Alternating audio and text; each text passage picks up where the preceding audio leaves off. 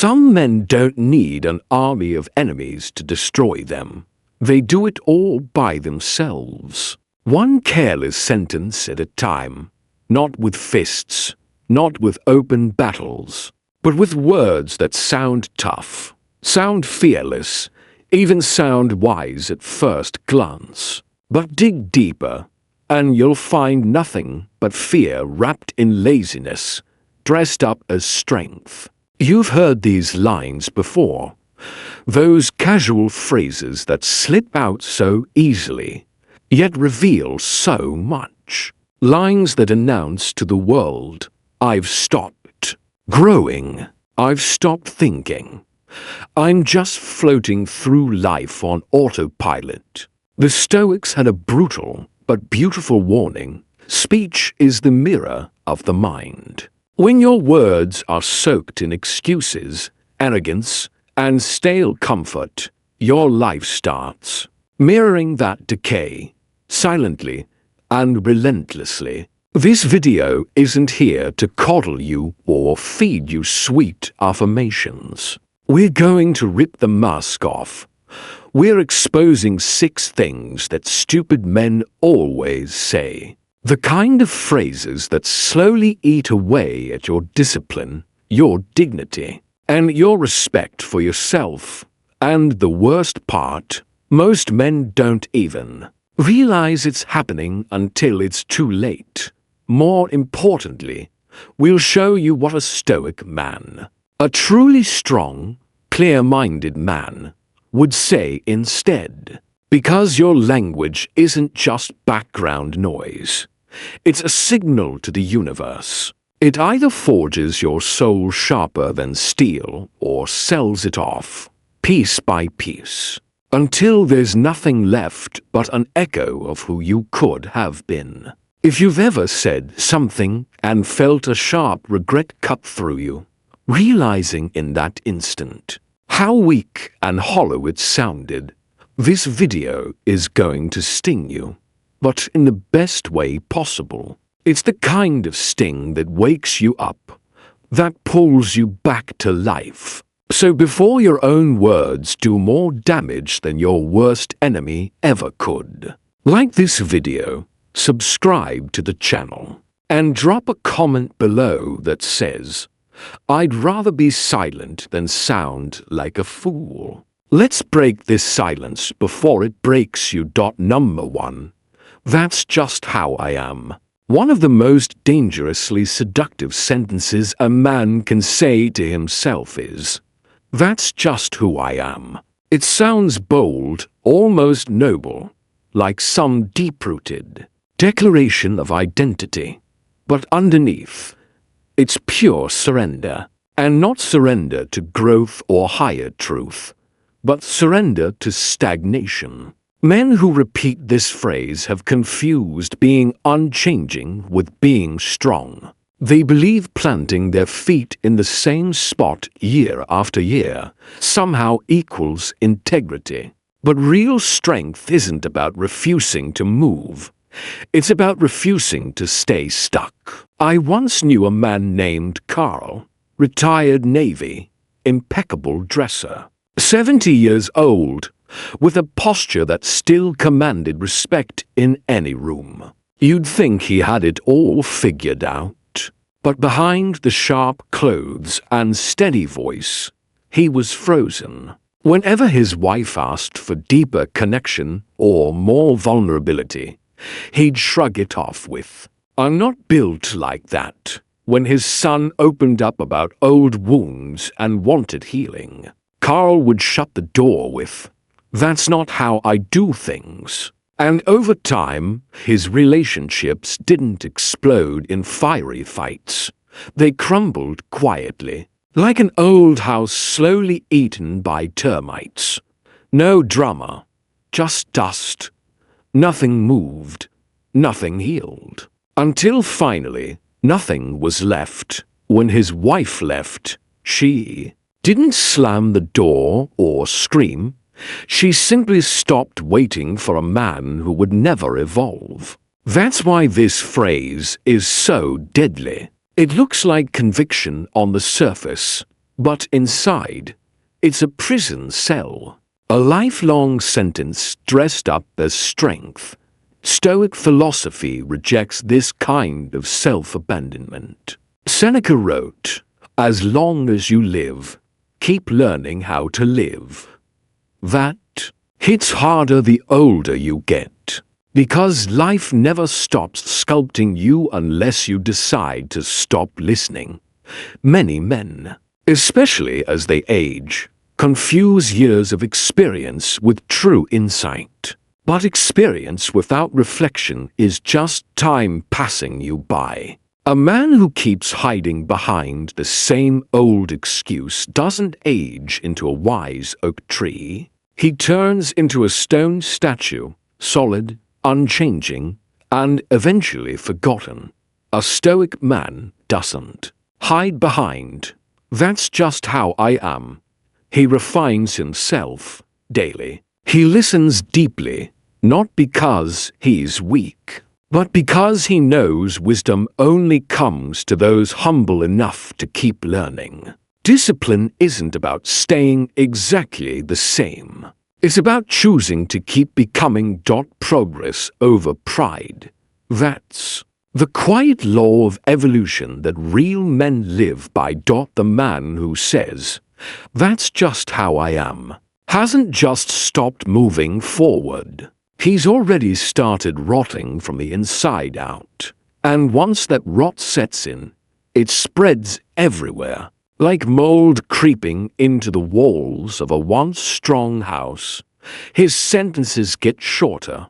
His mind locks itself tighter. His life shrinks into a cage of routine and resistance, until one day, he looks around and realizes he's left with nothing but that worn-out phrase echoing in empty rooms, and a long list of people who finally gave up waiting for him to change. A true Stoic doesn't wear his identity like some indestructible armor. He sharpens it daily against the stone of truth. He adjusts, he evolves, not because society demands it, but because his own soul does. His own spirit refuses to be still.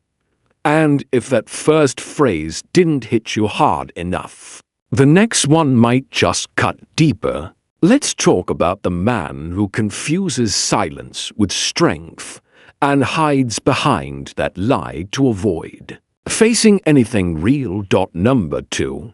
Real men don't talk about feelings. According to research from the American Psychological Association, men who suppress their emotions carry a significantly higher risk of depression, heart disease, and even premature death.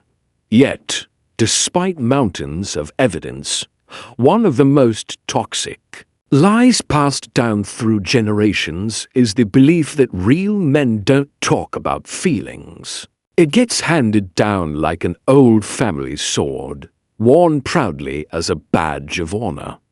But at its core, it's not strength, it's fear. It's a shield cobbled together from decades of pain and unspoken terror. Men who cling to this belief aren't displaying power. They're avoiding the inner battlefield they're too terrified to step onto. This phrase isn't about masculinity. It's about hiding. It's the emotional equivalent of closing the blinds, locking the door, and pretending the storm will vanish on its own.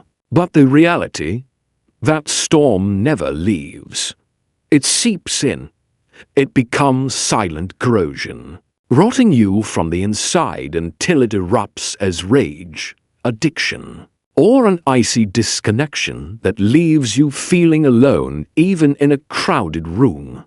A man who believes he has to bury every emotion just to earn respect is actually burying himself alive. Here's where Stoicism is wildly misunderstood.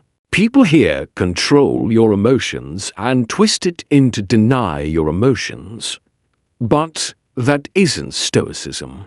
That's self-abandonment. The Stoics never told us to stuff down feelings. They taught us to see them clearly, to understand them so deeply. They lose their grip on us. Marcus Aurelius, one of the most powerful men to ever live, wrote about his private fears, grief, and insecurities in his journals. He didn't scream them to the world. He dissected them quietly, ruthlessly, so they wouldn't rule him from the shadows. A true Stoic man doesn't fear feeling. He fears being enslaved by feelings he refuses to name.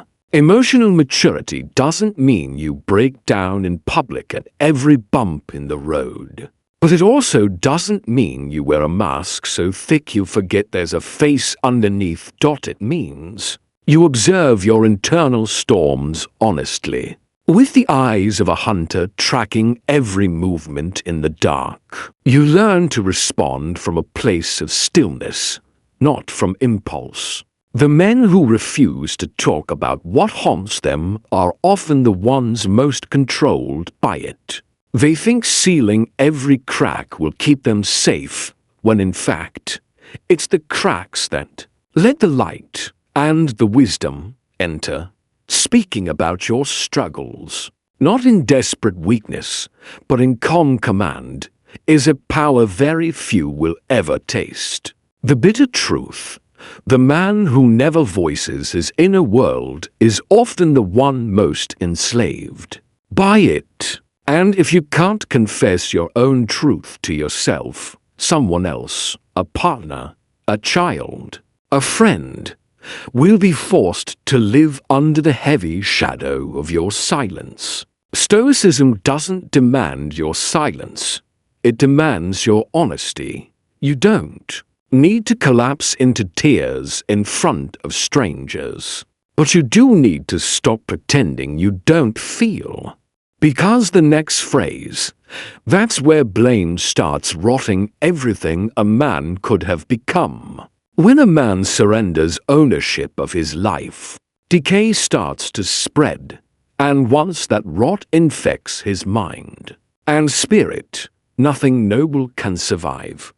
Let's look at the man who dodges accountability by instinct. He's mastered the art of evasion, always ready to throw up one tiny verbal shield, just for words. Number 3. It's not my fault. Few phrases reveal a man's inner weakness faster than those for words. On the surface, it sounds like self-defense, but underneath, it's an admission of total defeat. This is the language of a man who has completely abandoned his agency, who truly believes that life just happens to him. In his mind, he is forever the victim, never the cause, never the solution. That mindset doesn't just chip away at his dignity, it sterilizes his entire existence, turning his potential into a wasteland of blame and self-pity. The Stoics saw this kind of thinking as the root of moral decay. Epictetus wrote, "It is not events that disturb us, but our opinions about them." What does that mean? That most of the time, your circumstances aren't your true enemy. It's your interpretation of them that gives them power over you. And no interpretation is more destructive than the belief. That responsibility always belongs to someone else. The man who blames the economy, his boss, his wife, his childhood, his ex, his enemies, or fate itself, isn't explaining his pain. He's surrendering his power, piece by piece. Worse, he becomes deaf to the only voice that could save him, his own. Marcus Aurelius cut straight to the bone. You have power over your mind, not outside events. Realize this, and you will find strength. A man who refuses to accept that truth isn't stoic. He's shackled, chained by his endless excuses. Blame is easy. It's a cheap reflex for men who are too afraid to reflect. Responsibility. That demands structure. It demands courage. It demands that you stop waiting for apologies, stop hoping for the perfect moment or conditions, and start asking one brutally honest question. What can I control? And the answer is always the same.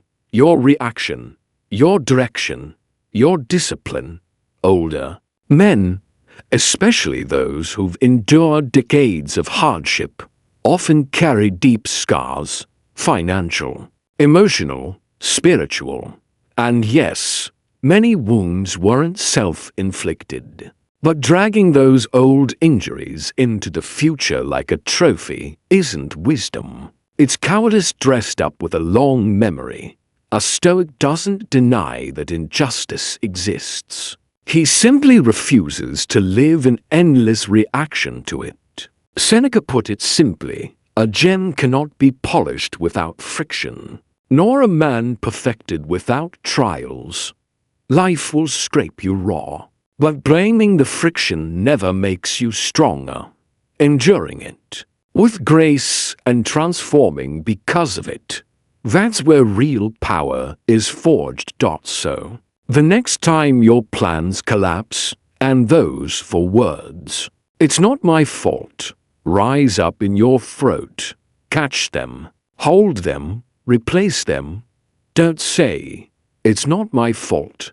Say, it's now my responsibility. That tiny shift, that single breath of ownership, is the razor-thin line between a man who stays bitter and a man who rises to become better. And now, let's step even deeper into this entitlement mindset, into a phrase so common. It's practically a cultural anthem. It's the voice of mediocrity wrapped in fake confidence. Number 4. I deserve better. Few sentences reek of quiet arrogance more than I deserve better. On the surface, it sounds like self-respect. But look closer, and you'll see it's often a mask for resentment and pure laziness. Men who love to shout this phrase from rooftops are rarely the same men grinding in the shadows, putting in the daily, silent work of actually becoming better. They wait, they demand, they expect the world or someone else to hand them something higher, richer, purer, as if it's owed to them just for existing. But Stoicism tears this belief down to its bones. It teaches that life owes you nothing, not a smoother path, not a gentler storm, not even a moment of peace. Dignity doesn't come from what you think you deserve. It comes from what you quietly earn, day by day. What you think you're entitled to is worthless. Real dignity is built on what you cultivate, day after day, no matter the outcome, no matter who's watching. Marcus Aurelius sliced right through this illusion when he reminded himself, do not waste time wondering what a good man should be. Be one. That line hits like a blade. It doesn't ask what the world owes you or what you've been denied. It asks, brutally and clearly, what are you doing right now to align yourself with virtue? The man who keeps chanting, I deserve better, is usually doing far less than he claims and expecting far more than he's actually earned. He's swapped out humility for entitlement, traded hunger for complaint, and craftsmanship for hollow demands. A true Stoic doesn't walk around life carrying a list of debts he thinks the universe owes him. He moves with quiet discipline, silent resolve, and a relentless willingness to do what's difficult, without waiting for applause or begging for validation. Epictetus said it best. First say to yourself what you would be, and then do what you have to do. That is the opposite of entitlement. That is embodiment. That is the man becoming the statue he carves, not waiting for someone else to chisel it for him. Entitled men often confuse dissatisfaction with growth, but they are worlds apart. Dissatisfaction without discipline? That just breeds bitterness and resentment. True growth demands discomfort, radical responsibility, and unwavering restraint. A real Stoic never whines, "I want what's mine." He stands up, looks life in the eye, and says, "I will become what I admire, regardless of what I receive." Many men, especially as they age and face the collapse of relationships, career plateaus, or fading recognition, feel this phrase start to whisper in their minds. It's tempting to blame others for not seeing your worth. But here's the harsh reality. If you spend more time broadcasting your value than actually building it, you've already lost your path. Seneca didn't hold back.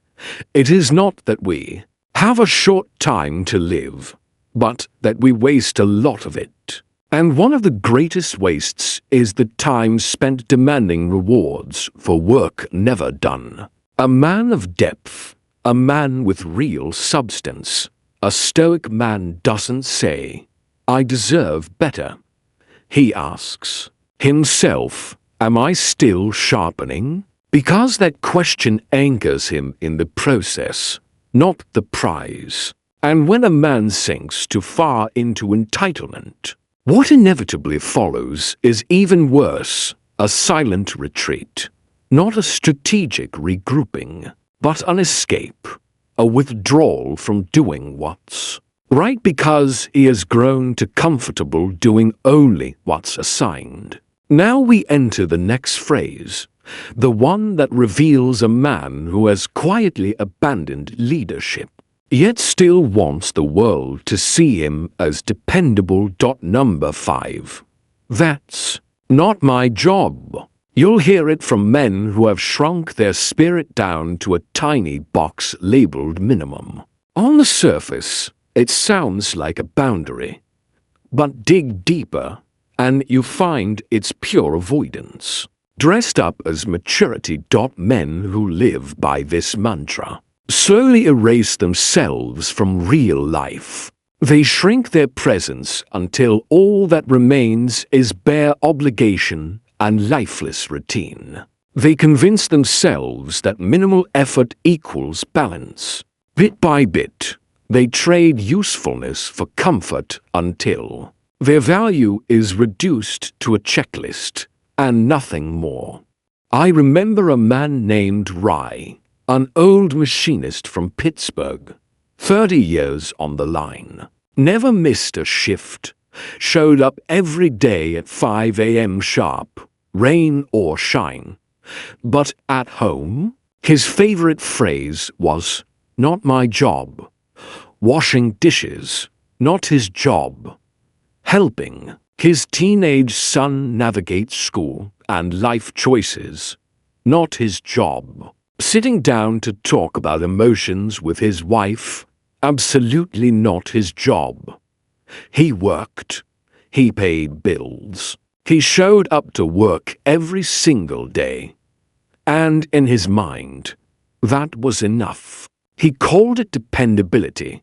When his wife finally left after 28 long years, he sat in that same old kitchen chair, staring at the same cracked tiles, and said, "I did everything I was supposed to do." But that's the tragedy. He never once asked, what actually needs to be done? He only asked, what was assigned to me? That's not leadership. That's a silent retreat from life. The Stoics never believed in living by duty alone. They lived by purpose, a fire inside that refused to die out. Marcus Aurelius once wrote, What is your vocation? To be a good man, not a man who hides behind rigid job descriptions. Not a man who says, "I did my part, and that's enough." But a man who sees a gap and steps in. A man who moves forward when everyone else freezes. Stoic strength means showing up even when it's uncomfortable. Especially when it's uncomfortable. It means moving even when no one is watching. Even when no one will ever give you a gold star or a pat on the back. Because the man who only ever does what's on his list is quietly hoping that someone else will pick up the weight he refuses to touch. When a man keeps repeating, "That's not my job," what he's truly saying is, "I don't want to be inconvenienced by responsibility." He thinks he's protecting himself from burnout, from being used, from giving too much. But in reality, he's forfeiting his influence. A true Stoic man understands that real power doesn't come from what you avoid. It comes from what you embrace, especially the challenges you weren't asked to face. Once you start outsourcing your effort, your value packs up and leaves right behind it. You're no longer the anchor others can rely on. You become the weak link they learn to work around. And now we arrive at a phrase even more dangerous than all the rest. It doesn't just limit your actions, it numbs your entire spirit. It's a phrase that sounds harmless, even Zen-like on the surface. But beneath, it rots your ambition from the inside out. Let's talk about the man who surrenders to apathy with a casual shrug and 5 deadly words. Number 6. It is what it is. According to behavioral science research, one of the earliest and clearest signs of learned helplessness in adults is verbal resignation. The moment a man stops believing his actions can change his reality, he's done long before the final defeat. And no phrase signals that silent surrender more perfectly than, "It is what it is." At first glance, it sounds calm, detached, wise, maybe even stoic.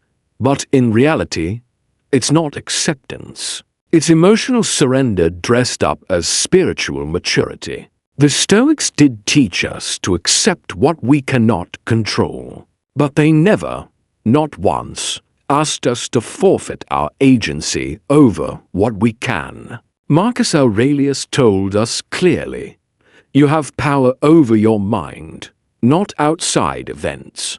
Realize this, and you will find strength." That's not a soft permission slip to shut down. That's a roaring call to action.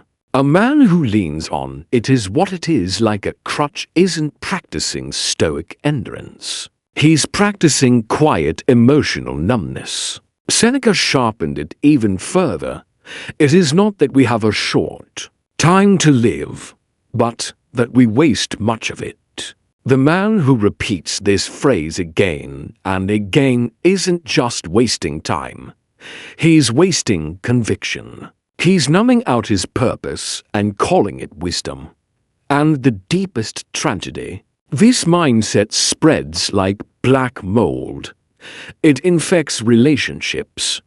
It eats away at ambition. It leaks into health, spirit, and presence. A man who stops fighting for what matters, who stops choosing his responses, transforms into a passive observer, a ghost in his own life, watching from the sidelines, detached and increasingly invisible. There's a razor-sharp difference between composure and surrender. True, Stoic composure says, "I see this situation clearly. I accept the parts I cannot change, but I will act precisely and fiercely on what I can." Capitulation says, "I see this, and I give up. One sharpens your soul into a blade. The other sedates you into silence. A real Stoic doesn't mutter. It is what it is when life punches him in the mouth. He examines, he accepts, and then he responds, not with endless complaints or blind rage, but with steady, surgical precision. Life will hurt. People will fail you. The world will never fully align with your desires. But that's not a permission. Slip to rot in quiet passivity. So, the next time those 5 words crawl up your throat, pause, breathe, and ask yourself, is this real acceptance? Or is this resignation wearing a mask? So ask yourself honestly, is this Stoic acceptance? Or am I just too tired to care? Because every single time you choose passivity, you become easier to overlook, easier to sideline, and one day, you wake up, not respected, not feared, not loved, but simply invisible. And that is the cruelest fate a man can face, to be unseen, unnoticed, forgotten, especially when he was once capable of so much more. Let's close with absolute clarity. Now that you know these 6 phrases are eating away at your strength like termites in the dark, there's only one real question left.